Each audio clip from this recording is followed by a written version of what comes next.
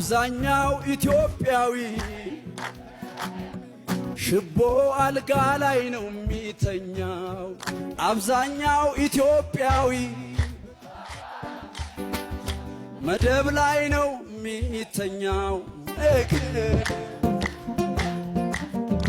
እኔ ግን የራስጌ መብራት ያለው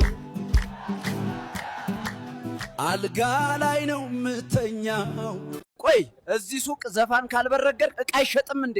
ምንድነው ሰፈር ማዶን ቀር? ያው ደንበኛ ለመጋበዝ እኮ ነው፣ መንገደኛ ወደ ውስጥ እንዲገባ። የምን አባሽ ደንበኛ ነው የምትጋብዩ? ሰፈር እየበጠበጥሽ ጻ ደበበ እኮ በቀን ምንም መተኛት አልቻለም ጻ።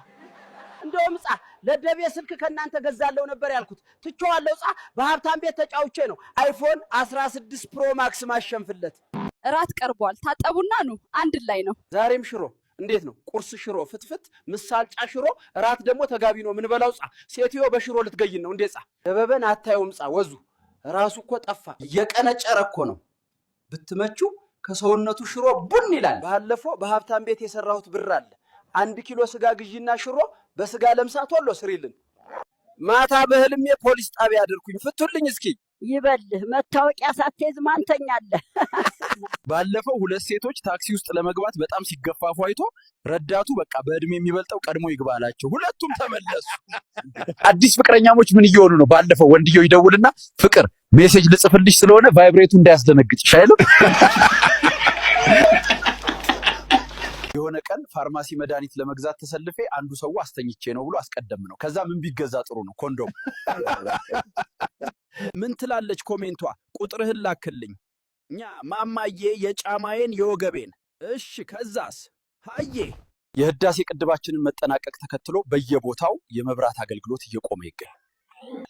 ምንንን እየተቋቋመ ነው እንደሚለው እኮ ከምንዋሽ ብዬ ነው። ግን እሺ ይሁን፣ ይቅርታ ተመልካቾቻችን። ዜናው ጻ የህዳሴ ግድባችንን መጠናቀቅ ተከትሎ በየቦታው የመብራት አገልግሎት እየተቋቋመ ይስተካከለልን። የኢትዮጵያ ህዝብ ሆይ ዛሬ አዲስ ምዕራፍ ተጀምሯል። ከነገ ጀምሮ አንድ ሚሊዮን ብሩ በየቤታችሁ በር እንደሚመጣ ልገልጽ እወዳለሁ። እንዲሁም አዲስ ለምትጋቡ ሙሽሮች ሙሉ ወጫችሁን እኔ እንደምሸፍን ስገልጽ በደስታ ነው። ሁሉም ኢትዮጵያዊ ቢያንስ በዓመት 2 ጊዜ ከሀገር ውጭ ሄዶ በእኛ ወጪ እንዲዝናኑ አደርጋለሁ። በመጨረሻም ከመንግስት ብድር ያለባችሁ በሁሉ ብድራችሁ እንደተሰረዘላችሁ ልገልጽ እወዳለሁ።